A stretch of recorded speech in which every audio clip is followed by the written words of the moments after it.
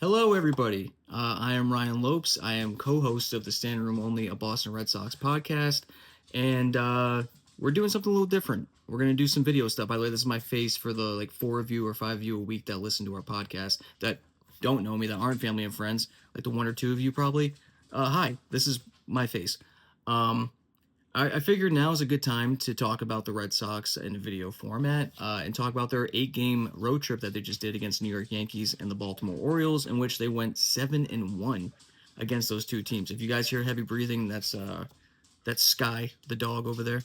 Um, yeah, 7-1. Wasn't expecting that. On the last episode of the podcast, me and Rob were talking about it, and we were saying like, we think that because this is after they just faced Baltimore and Miami at Fenway, and they blew the last game against Miami, and then they lost 2 games to Baltimore. Very frustrating circumstances where it's like they had the bases loaded every single inning essentially, and they scored like no runs. Um, but yeah, no, we thought that they were maybe going on a little downhill slope, but we were wrong. Like we had been pretty much every week on the podcast. But they went 7-1, and yeah, they kind of dominated in that time. I mean, when you win 7 out of 8 games, it's pretty hard not to say that you did really really well. But the pitching was really good, with the exception of maybe one game against the Yankees. Dustin May in his start against the Yankees. But we'll get to that in a little bit. But yeah, game one, the first game of the road trip against the Yankees, they won 6-3. In that game, we saw Greg Weissert pick up the win, Luke Weaver pick up the loss, and Aroldis Chapman pick up the save. Chapman, Jesus Christ, dude, you are really fucking good. Um, but yeah, that game we saw, it was actually kind of an ugly game in a way, because a lot of Yankees made errors and stuff like that, and it was kind of slow. Uh, and the Red Sox were also having, again, like they did against Baltimore before that, they had trouble hitting with people on base. But then Roman Anthony comes up in the ninth inning. I mean, granted, at that point they were up 4-3 because of a 2-run double by Nathaniel Lowe before that. But Roman Anthony came up in the ninth inning and hit the shit out of a ball and pimped the fuck out of it, and it was sick. It was awesome. Uh, I when as soon as he hit it, you just knew, and like the vibes just felt like a lot different. It just felt good. And that was the first game of the trip. The second game, the Red Sox won 1-0, but that was the Brian Bayo game. Brian Bayo, who has been absolutely fantastic, uh, pretty much since the All-Star break last season, and he continues to do it. He even did it later on. We'll talk about, but Brian Bayo against the Yankees, who's also Brian Bayo is a Yankee killer as well. He went 7 innings, 3 hits, 5 strikeouts, 1 walk, no earned runs, and Aroldis Chapman got the save. The only run the Red Sox scored was an RBI double by Connor Wong, best hitter on the team, obviously. And that was, yeah, like I said, that was a Brian Bayo game. Game 3 against the Yankees, the Red Sox won 12-1. Beat the shit out of them. Let's just be real, beat the shit out of them. It wasn't close at all, but then they really went off in the they went off in the ninth inning. They scored 7 runs in the ninth inning, but they were up 5-1 at that point anyway. But in that game, we saw Garrett Crochet shove like he's been doing all year. 7 innings, 5 hits, 1 earned run, 11 strikeouts, 1 walk. Picked up the W. In that game, we saw Trevor Story get an RBI double. Anthony had a sacrifice fly. Bregman hit a sacrifice fly. Then Trevor Story, who I love Trevor Story. I don't love Trevor Story, but he's having a great season, and it's undeniable. It's amazing what could have been with Trevor Story, because he's been hurt his whole tenure in Boston, but now that he's actually healthy, he's a 2020 guy, which is pretty cool. It's nice to have. But he had a home run. Durant had an RBI single. Lowe had an RBI single. Nathaniel Lowe's been a great pickup. Rafaela had an RBI single. He's also scored a buck. Narvaez had a home run, who's another Yankee killer. He really likes shoving it to his old team. And their only loss of the road trip came against the Yankees in the next day, where they lost 7-2. Dustin from Justin, man, he's been very, meh. But he went 4 1/3, 5 hits, 5 earned runs, 3 Ks, 3 walks. And Carlos Rodon went 5 2/3, 1 hit, 2 runs, 3 Ks, and 5 walks. But that's another thing, man. He had 5 walks and they only scored 2 runs. But that game was, Jazz Chisholm hit 2 home runs, Trent Grissom hit 2 home runs. It was a rough game. And then they went to after that, it pushed the record, by the way, of 8-2 against the Yankees this year, which, I mean, The Yankees are say what you want about the Yankees. They may not be the best team. The AL is obviously very open, but they were still in the World Series last year, and the Red Sox have dominated all season against them. Uh, and then they went on to face Baltimore, and I wasn't sure what was going to happen. I was expecting maybe a three. I was expecting 3 out of 4 games against Baltimore because Baltimore's just not a very good team this year, unfortunately. But they swept them. They swept them 4 games to nothing. Game one, they win 4-3. It was a bullpen game, started technically by Brandon Bernardino, and then Richard Fitz came in to get the win. Although it sucks though because Richard Fitz got hurt again, and he's on the IL right now. We don't know when he's gonna come back. At this point in the season, when a pitcher gets hurt, especially in their arm or anywhere in that area, it's hard to know when they're gonna come back. There's not a lot of time left in the season. There's 28 games. So that sucks. Or I don't know how many games there are left. Yeah, there's 28 games left. But that sucks. He got hurt, but he got the win technically. Sugano lost for Baltimore, and Aroldis Chapman picked up the save. I can't wait to talk about him after we run down this series. But Red Sox scored on a home run by Anthony, and a 3-run home run. They were down 3-1 in the 5th inning. 2 runners on. Wong and Anthony were both on, and then Jarren Duran, who I'm not gonna lie, annoyed me the game before. There was an opportunity where the Red Sox scored 2 runs in the loss to the Yankees, where they scored 2 runs. Nathaniel Lowe had a 2-run single, and they had runners on first and third. And Jarren Duran just didn't swing the bat. It would have been nice for him to swing. He let a lot of good pitches go. He struck out looking. But then he made up for it the next day with a 3-run home run. The Red Sox ended up winning on that 3-run home run 4-3 for the first win of the series. The second game against Baltimore, the Red Sox just dominate 5-0. Again, that's the Lucas Giolito game. If Brian Bayo had the game before, this is the Lucas Giolito game.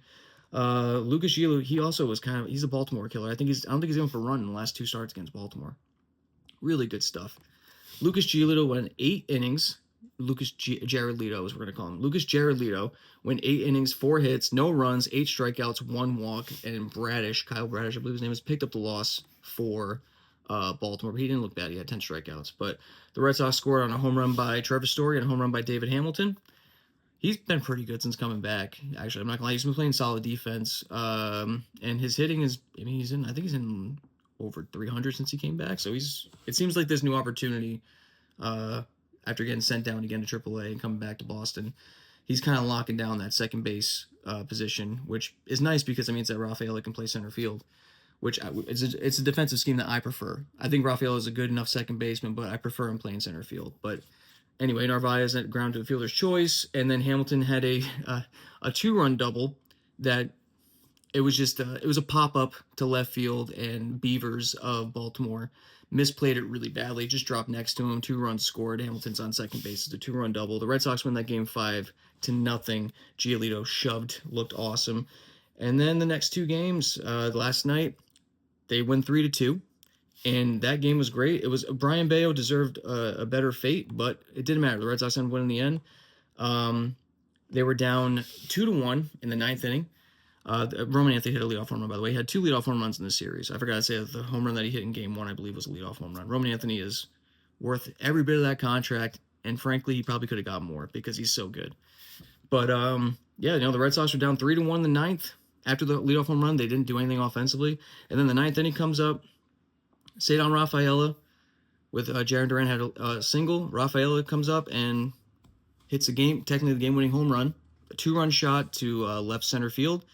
And my dad was over. We were watching it, and it was awesome. We high-fived each other. We were freaking out. The dog started freaking out because we were freaking out. It was a great shot. And it's cool, too, because Brian Bayo pitched so well in this game. And I thought he deserved the win. But what happened was the Baltimore scored their first run on an RBI double by Beavers, ironically enough, on a misplay in center field by Cedar Rafaela. It was hit to him. He dove for it. He caught it. But then his wrist rolled, and the ball came out. So an RBI double tied the game at 1.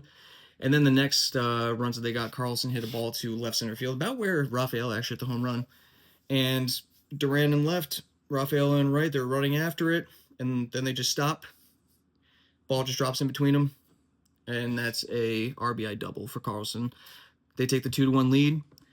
At that point, because they didn't have much offense after Anthony's home run, you think, oh, well, this game's probably over. Just because, based off what it's a pessimistic Red Sox fan. You expect a 1-run loss in that because that's what's happened 24 times this year.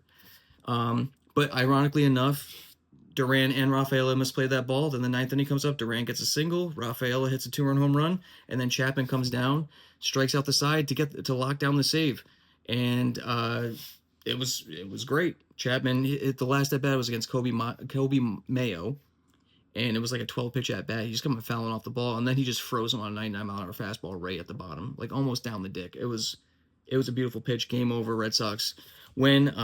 Today earlier, I didn't get to watch any of the game earlier today because I was at work, but the Red Sox win again 3-2 today. Early game, 1:30 game. Here on August 28th, and the Red Sox win because it's a Garrett Crochet day. Crochet pitched very, very well. But he goes 6 innings, 6 hits, 2 earned runs, 7 strikeouts. But the win goes to Jordan Hicks, our favorite. Jordan Hicks, again, the only player in baseball I can think of with a 6+ ERA on 2 teams. But he had 1 inning, gave up 1 hit, walked 1, didn't give up a run, and got the win. I'll take it. They win 3-2. Trevor Story hit a home run. Rob Refsnyder, who just got off the IL today, hits a home run. And they win because of technically a game-winning RBI single by Romy Gonzalez in the top of the 8th to win the game. And then Steven Matz gets a save. Steven Matz, good pickup. I'll give him that. Craig Breslow did well with that. Matz has been very good to skin the Red Sox. But yeah, that's the breakdown of the series. The Red Sox go 7-1 on this 8-game road trip. It's great to see. It is honestly great to see. My honest opinion on it is that we always regard the Red Sox as this great home team this season, and they've been a lackluster away team. But you do an 8-game road trip against the Yankees in Baltimore, regardless of how Baltimore's doing or how you've been playing against the Yankees this season. It's still 2 teams in your division that you expect to win or to be, or you hope to be if you're a really good baseball team. And they've beaten both 7 wins in 8 games. And now their away record's 34-35. Not to mention, we're so used to the Red Sox losing by 1. I'm looking at it right now. They won 4 of the 7 games by 1 run. And it just shows that this team is really they fight back more. And I mean, it was all proof. That was proof positive yesterday with Cedar Rafaela's home run last night. That was awesome. Like you said, like I said. I feel like I'm talking to Rob and Matt right now, but they're not here. But like I said, if this is like a month or 2 ago, we would be like, oh, well, that's another 1-run loss. They would probably lose most of these games by 1 run. But now they're the team that's winning by 1 run. Now they're the team that's constantly fighting back. They're the team that hits that clutch home run, whether it be Cedar Rafaela or whatever the case may be, Roman Anthony, whatever might happen. Nathaniel Lowe has been an awesome pickup since coming to Boston. I think he's got 7 RBIs and a home run hitting over 300 with a 1,000+ OPS. He's just been. It feels like a more complete team, and they looked really good on this road trip. And Aroldis Chapman, I know he's just a closer. I know he's just a reliever.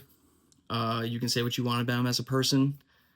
I understand that. We said it at the beginning of the podcast, like the first episode. We talked about that. But his numbers, there's a case for him to be getting some Cy Young votes, honestly.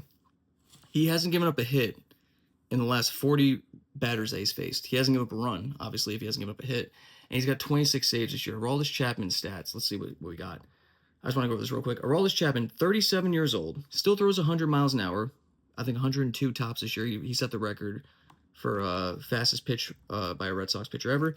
He's got 26 saves with a 1.04 ERA, a .67 WHIP. At 37 years old, he's probably having the best year of his career right now at 37 years old. He's given up 6 earned runs in 52 innings, 74 strikeouts. And for Chapman, one of the biggest criticisms about him was that he walks too many people. This year he has 14 walks. That's crazy. Whatever the pitching lab is that Bailey and Breslow have done, it seems to have worked really, really well on Chapman. That or it's a contract year. I don't know. But, at this point, you got realistically 4 of the best pitchers the last 3 months on your team. I think the top 5 ERAs since June 8th are, in no particular order, is Tariq Skubal of Detroit, Rogers at Baltimore, and the other 3 are Red Sox pitchers in Crochet, Jared Leto, and Brayan Bello. So your top three in your rotation are three of the best pitchers in baseball. The Red Sox, since then, also as a pitching staff as a whole, starting or relief, have the best ERA in baseball. And their hitting is it's okay. It's still inconsistent, but their pitching is good enough to where that inconsistency is simply just good enough. And I'll take that right now. Hopefully, it can translate into the playoffs and for the rest of the season. But yeah, I mean, I'm kind of just going on. Again, this is the first time I'm doing like a video like this for the page, just trying to get more stuff out there. It's gonna get better. It's gonna get better. I'm just out in my kitchen right now, my house. I don't know. I have no script. I'm kind of just reading off my computer. But yeah, this was a very optimistic road trip. They're coming back to Fenway against Pittsburgh. Paul Skeens will be pitching it on Saturday, I believe, which would be awesome to see Paul Skeens at Fenway Park. Hopefully, sometime down the line, we can see a lot more Paul Skeens at Fenway Park, if you know what I mean. I want him to be on the team. Um, but yeah, we got Pittsburgh. We should be able to win that series against Pittsburgh. And with wins like this, it gives me optimism that not only could they be a good wild card team, but this team could very well be AL East champions. Toronto's still awesome. They're still a great team, and literally the only team in the division that the Red Sox can't beat is Toronto. But they do play them later on the year, and who knows? Maybe that'll be for the division. You don't know. But a very encouraging series by the Red Sox. Very happy to see what they did. And I'm looking forward to the series against Pittsburgh. I'm looking forward to them to return home. And I'm looking forward to the rest of the season. It's nice to be almost in September and be like, man, the Red Sox they're a team to watch. This is fun. So, yep. Break it all down. 7-1 road trip against the Yankees in Baltimore. Leading the wild card right now by a full game over the Yankees. The record right now is 75-60, 15 games over 500 at this point in the season. Been a while since we said that. And realistically, for the rest of the season, even if they win a good portion of it, you're looking at a 90-win team. If they win 15-16 of the remaining games, which their schedule's not that hard, you're looking at a 90-win team and a potential AL East champion. We don't know, but very encouraged by the road trip, and I'm very happy with it, man. Looking forward to the rest of the season, and we'll see you guys after the next series. Please bear with us. This is the first video, so it's gonna get better. We'll add some effects. I'll put like I don't know, shit in the background, not literal shit, but I'll put stuff in the background for you guys. Try and make it look nice. Try and make it look like real poppin' for you guys. And yeah, this is standing room only, and it just kind of goes on, kind of like the podcast. The videos will just kind of go on until they sort of just end.